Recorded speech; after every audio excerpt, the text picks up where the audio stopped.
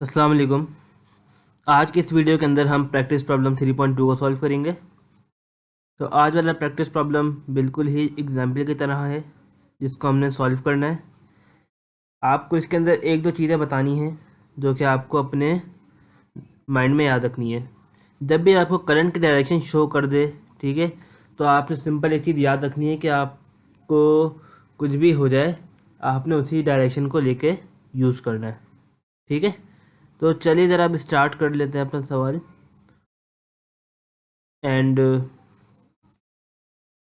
जिस तरह का ये सवाल है, सबसे पहले हमने यहाँ पर नोट गिननी है कितनी है, 1 2 एंड 3, और ये ग्राउंड 4। तो इक्वेशन कितनी बनेगी, n-1 इक्वेशन, मीन्स के 3 इक्वेशन बनेंगी। जब 3 इक्वेशन बनेंगी हमारे पास, तो सबसे पहले हमें एक रेफरेंस पॉइंट बनाना होता है। मैंने इसको रेफरेंस बना लिया। ठीक है, तो अब मुझे जो भी इक्वेशन लिखनी है मैंने यहाँ से लिखनी है, लेफ्ट हैंड साइड से। तो चलिए ज़रा नोट 1 के लिए इक्वेशन लिख लेते हैं। तो नोट 1 के लिए अगर मैं इक्वेशन लिखना चाहूँगा तो मैं क्या लिखूँगा, तो देखें जो ये 4 एम्पेयर है ये इस पॉइंट के ऊपर क्या हो रहा है, कन्वर्ज हो रहा है, मीन्स के एंटर कर रहा है। तो सम ऑफ एंटरिंग करंट 4 है। ठीक है, यहाँ से और कुछ एंटर कर रहा है या नहीं। अब रजिस्टर से हमेशा करंट पास आउट होता है, ठीक है, याद रखना है। और यहाँ से भी पास आउट हो जाएगा, तो इट्स मीन के यहाँ पर लीव हो रहा है करंट। तो यहाँ क्या लिखूँगा, V1, ये पॉइंट 1 है और ये पॉइंट 3 है। तो V1 minus V3 upon 2 plus and V1 minus V2 upon 3। तो आपने देखा कि हमने एक चीज़ ये फॉर्म कर ली है। अब आपको सिंपल यहाँ करना क्या है, अब आपने यहाँ ये देखना है। जब आप यहाँ ये देखेंगे तो अब आप एलसीएम ले लें सिंपल यहाँ पर, या ये एलसीएम ही ले लें। ये 3 को वहाँ मल्टीप्लाई करवा दें और ये 2 को वहाँ मल्टीप्लाई करवा दें। ठीक है, या एक और तरीका आपको बता सकता हूँ मैं। आपने सबसे पहले डिनोमिनेटर देखना है। डिनोमिनेटर में क्या है, 2 एंड 3। जब 2 एंड 3 को मल्टीप्लाई करवाते हैं हम तो आता है 6। ठीक है, अगर मैं चाहूँ तो पूरी इक्वेशन को 6 से मल्टीप्लाई करवा दूँ, तो multiply by 6 on both side. जब मैं 6 को मल्टीप्लाई करूँगा तो ये 4 हो जाएगा, 24 इज इक्वल टू। अब जब यहाँ पे 6 मल्टीप्लाई होगा यहाँ पर, तो ये 2 1 2 एंड 2 3 6, तो इस तरह कट जाएगा।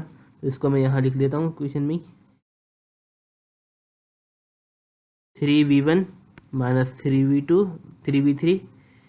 एंड जब यहाँ पे 6 मल्टीप्लाई होगा तो 3 1 3 एंड 3 2 6, तो मीन्स कि 2 मल्टीप्लाई हो गया यहाँ पर।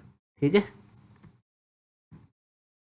तो यहाँ पर 2V1 माइनस 2V2। तो अब इसको सिंप्लीफाई करना है इक्वेशन।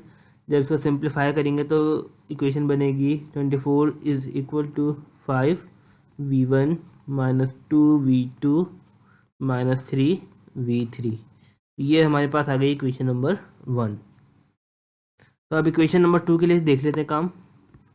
इसे रिमूव कर देते हैं। अब पॉइंट सेलेक्ट करते हैं सेकंड, ये वाला पॉइंट। ठीक है, अब आपने देखा कि यहाँ पर करंट एंटर कर रहा है।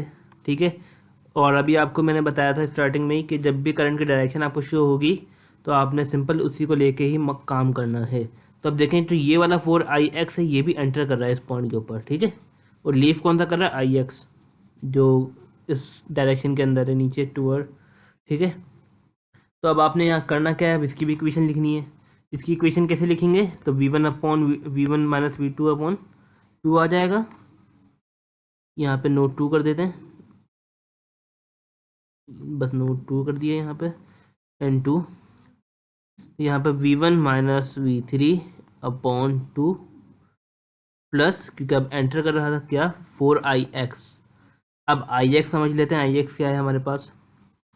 देखें IX कौन सा करंट है, IX तो लिखने का तरीका क्या था, करंट अपॉन मीन्स के वोल्टेज अपॉन रजिस्टर। ठीक है, तो रजिस्टर भी देखना है। अब देखो ज़रा IX आपको कहाँ है इस सर्किट के अंदर। IX आपने देखा इस सर्किट के अंदर, ये रहा IX।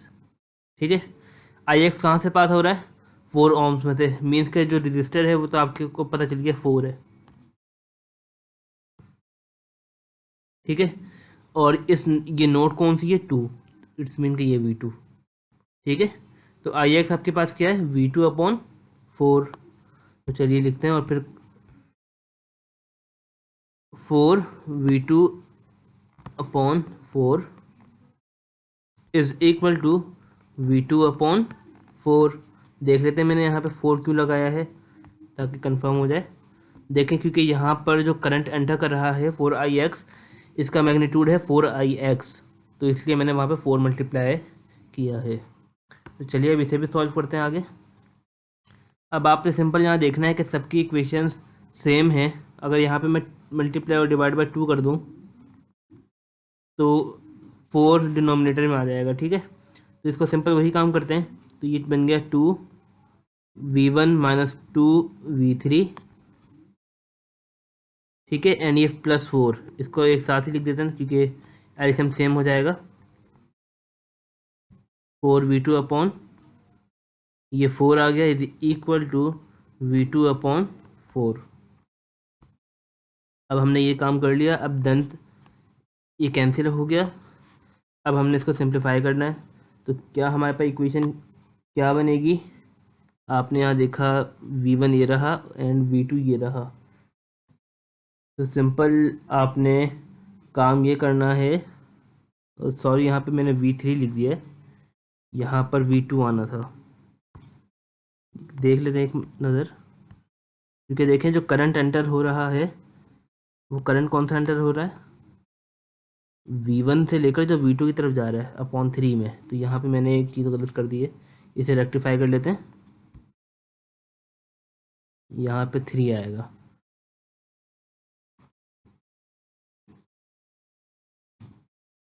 यहाँ पे v2 एंड यहाँ पे 3। तो इट्स मीन कि ये भी चीज़ें हमने दोबारा करनी होगी। तो यहाँ पे सिंपल लिख लेते हैं v2 अपॉन 3, ठीक है। तो अब इसे फिर हमें उसी फॉर्मेट से करना होगा। इसे फिर हम रब कर लेते हैं। अब सिंपल करना क्या है, क्रॉस मल्टीप्लिकेशन कर लें, या आप सिंपल 12 से मल्टीप्लाई अगर करवा देंगे इक्वेशन को, ठीक है। क्योंकि देखें जहाँ पे दो वैल्यूज़ हैं, अगर आप उनकी डिनोमिनेटर को मल्टीप्लाई करवा दें 4 3 12, तो आपके पास इक्वेशन फॉर्म हो जाएगी ईजीली। तो कर लेते हैं, 12 से मल्टीप्लाई करवा लेते हैं। जब 12 से मल्टीप्लाई करवाएंगे तो इक्वेशन बनेगी 4v1 माइनस 4v2, ठीक है। एंड ये 12 और ये 4 है, तो मीन्स के ऊपर क्या बचेगा, 3 बचेगा। तो ये 12 बन गया, 12v2 and this is 3v2। अब जब आप इसे सॉल्व करेंगे तो आपके पास सिंपल आ जाएगा 4v1 एंड ये देखें v1 ये v2 है, ये भी v2 है। तो आप जब इसके सॉल्व करेंगे तो आपके पास बन जाएगा 5v2, ठीक है। तो ये आपने अपनी दूसरी इक्वेशन बना ली है। अब आपने अपने नोट 3 के लिए काम करना है। तो नोट 3 के लिए, नोट 3 चलिए आप ज़रा देखते हैं अपनी इक्वेशंस, और सबसे पहले सर्किट को आइडेंटिफाई कर लें। अब आपने यहाँ पे नोट 3 की बात करनी है, ठीक है। तब नोट 3 की बात करें तो आप देखें जो करंट ऊपर से लीव होके यहाँ आएगा, जो नोट 1 से लीव हुआ था, अब यहाँ पे नोट 3 पे आके एंटर होगा, ठीक है। एंड ये वाला करंट यहाँ पे लीव कर रहा है नोट 3 से, और ये भी करंट यहाँ से लीव कर रहा है जो 4ix है। तो चलिए अपनी इक्वेशन लिखते हैं। इक्वेशन लिखने के लिए सिंपल लिखना होगा, क्योंकि पहले एंटरिंग करंट लिखते हैं तो v1 माइनस v3 अपॉन 2, और लीव कौन सा करा था 4ix, तो 4ix को मैं यूँ 4v2 अपॉन 4 एंड प्लस एक और करंट था हमारे पास v3 अपॉन 6 जो कि लीव कर रहा था, ठीक है।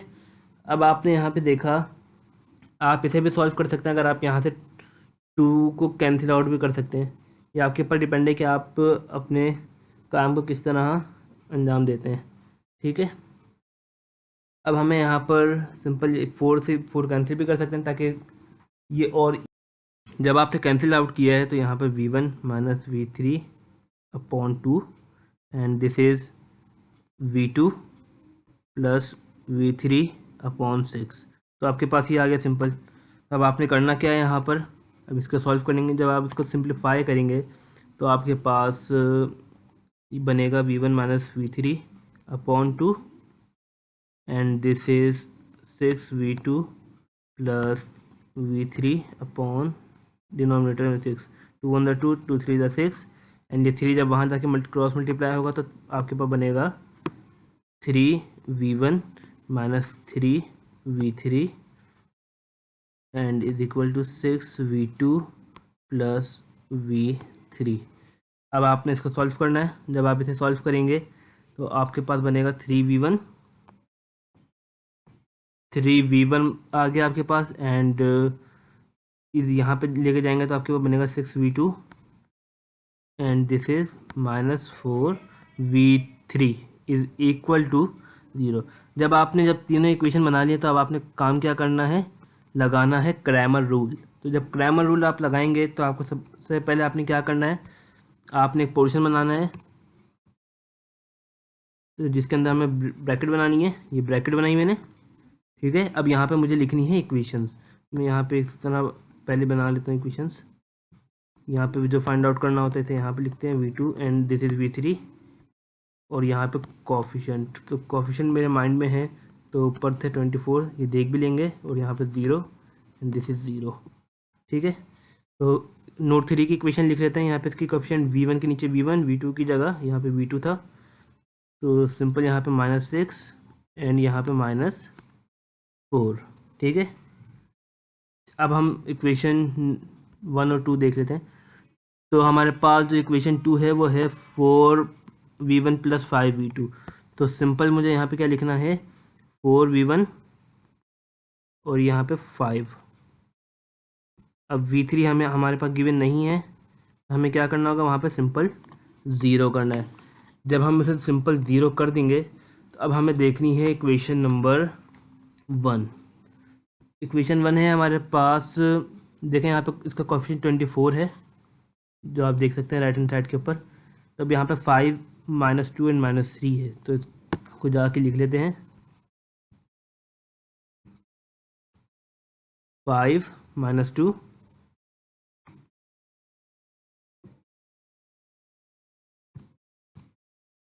ये 5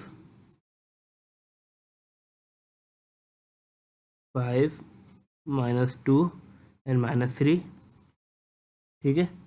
तो सबसे पहले हमें निकालना होता है डेल्टा। तो डेल्टा निकालने के लिए तरीका वही है जिस तरह पिछली वीडियोस के अंदर हमने काम किया है।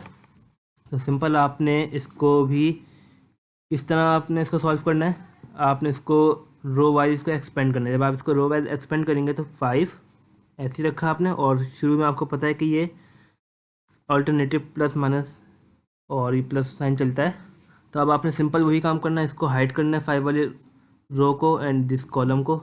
तो आपके पास देखें 5 0 एंड 6 एंड 4 बचा। जब आप ये करेंगे इस कॉलम को तो 5 4 द -20 एंड 6 0 द 0, ये 0 ही हो गया, ठीक है। एंड माइनस ऑल्टरनेटिंग का आया और ये -2, तो माइनस माइनस प्लस हो जाता है, तो +2 मैंने लिख दिया, ठीक है। अब बिल्कुल इसी तरह आपने इसी रो को हाइड करना है जिस रो को आपने कर रहे हैं, इस रो को हाइड करना है और ऊपर वाली रो को हाइड करना है जिसको आपने रेफरेंस बनाया, ठीक है। तो आपके पास बचा 4 एंड 4, तो -16 लिखा है एंड 3 0 था 0 हो गया। तो बिल्कुल इसी तरह सॉरी ये लिखा हमने, इसको रिमूव कर देते हैं, इसको रिमूव कर दिया हमने। एंड अब देखते हैं, अब हमारे पास आता है प्लस माइनस माइनस, ये -3 इंटू 6 4 द 24, लेकिन माइनस का, एंड 3 5 द 15। जब ये 15 हो गया, अब आपने इसको सॉल्व करना है तो ये आपके पास क्या निकल के आ जाएगा, डेल्टा सॉल्व करना है तो ये -100 हो गया, ठीक है। ये -32 हो गया एंड 15 24, सॉरी यहाँ पे माइनस होगा, यहाँ पे माइनस क्यों होगा देखें, जब आप इन दोनों को सॉल्व करेंगे तो प्लस माइनस माइनस, तो 5 3 द 15, तो माइनस का 15, तो 39 3 द हमारे पास आता है 69। जब हम 69 आ गया माइनस का, 69 to 3, तो विच इज़ आई थिंक ये हमारे पास हो जाएगा 117 जी। तो ये हमारे पास बनेगा प्लस का 117। जब 117 बन गया हमारे पास, अब देखें यहाँ पे प्लस क्यों लगाए, माइनस माइनस प्लस, लेकिन साइन बढ़ेगा, तो -24 था तो -39 बनना था, और माइनस माइनस प्लस, तो +117 हो गया। तो डेल्टा जब हम इसे सॉल्व करेंगे तो हमारे पास सिंपल आ जाएगा माइनस का 15। ठीक है, माइनस का 15 आ गया। अब आपने बिल्कुल इसी तरह डेल्टा 1 एंड डेल्टा 2 निकालना है और डेल्टा 3 भी। तो आपने सिंपल ड्रॉ किया सर्किट। अब आपने यहाँ पे पता है V1 निकालते हैं, तो यहाँ पे लिखना होगा, वैल्यूज़ लिखनी होंगी 24, 0 एंड 0। ठीक है, एंड हमारे पास था -2, -2, 5 एंड -6। इसी तरह -3, 0 एंड -4। अब आपको याद होगा पिछली वीडियोस के अंदर जब मैंने बताया था आपको, जब जहाँ पे ज़्यादा ज़ीरो आ जाए आपने उसको एक्सपेंड करना है। ठीक है, जब आप उसको एक्सपेंड करेंगे डेल्टा 1, ठीक है, जब आप उसको एक्सपेंड करेंगे तो मीन्स कि 24 को आप एक्सपेंड कर दें इस वाली लाइन को, तो 24 बाहर आ गया प्लस वाले साइन के साथ, एंड आपके पास बचा गया -4 एंड 5। तो इस मीन कि ये -20 हो गया, ये -20 हो गया। एंड 6 जीरो से 0 होता है तो हम इसको यहाँ लिखते ही नहीं है, तो ये मेरे पास आ गया -480। ठीक है, अब बिल्कुल इसी तरह हम यहाँ पर V1 भी निकाल लेते हैं हाथ के हाथ। तो V1 मेरे पास क्या आएगा, V1 आ जाएगा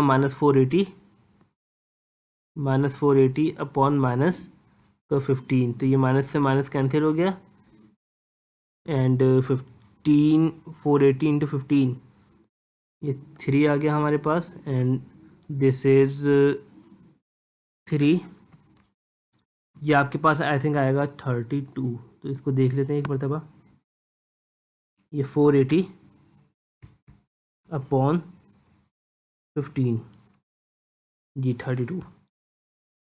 तो ये 32 वोल्ट्स आ गया हमारे पास। ठीक है, अब बिल्कुल इसी तरह हमने क्या निकालना है, V2 निकालना है। V2 भी निकालने के लिए क्या करना है, ब्रैकेट बनाई आपने, इसके बाद वैल्यूज़ लिखनी है। तो वैल्यूज़ आपने कैसे लिखनी है, जो कि इक्वेशन से देख के लिखनी है। जो आपने डिटर्मिनेंट बना लिया उसी वैल्यू को देख के आप काम कर सकते हैं। तो 5, 4 एंड 3। ठीक है, एंड यहाँ पे है हमारे पास 24, 0, 0 एंड दिस इज़ -3, 0 एंड -4। ये आ गया हमारे पास। अब आपने यहाँ पे क्या निकालना है, डेल्टा 2। तो आपने किस लाइन को एक्सपेंड करना है, इस लाइन को एक्सपेंड करना है। जब आपने इस लाइन को एक्सपेंड किया तो आपके पास सिंपल देखें क्या बचा है, 4, 3 एंड 0 एंड 4। तो 24 तो ऐसे ही रहेगा, लेकिन अब यहाँ पे साइन किसका आएगा, माइनस का। माइनस का क्यों, क्योंकि प्लस माइनस, तो यहाँ पे माइनस का 24 चलता है। ठीक है, जब -24 कर लिया हमने तो यहाँ पे सिंपल आ गया 4, 4 -16 और 3 0 0। ये आपके पास माइनस माइनस प्लस हो गया, एंड जब इसको आप करेंगे तो आई थिंक आपके पास बड़ी वैल्यू आएगी शायद, देख लेते हैं इसे। 24 इंटू 16, 384, 384। जब ये आ गया तो अब आपने सिंपल क्या निकालना है, V2 निकालना है। तो V2 निकालने का तरीका क्या है, 384 अपॉन -15। तो ये आंसर माइनस में आएगा, तो देख लेते हैं, डिवाइड बाय 15 कर देते हैं। तो ये हमारे पास सिंपल बन जाएगा 25.6। ये 25.6 आ गया वोल्टेज।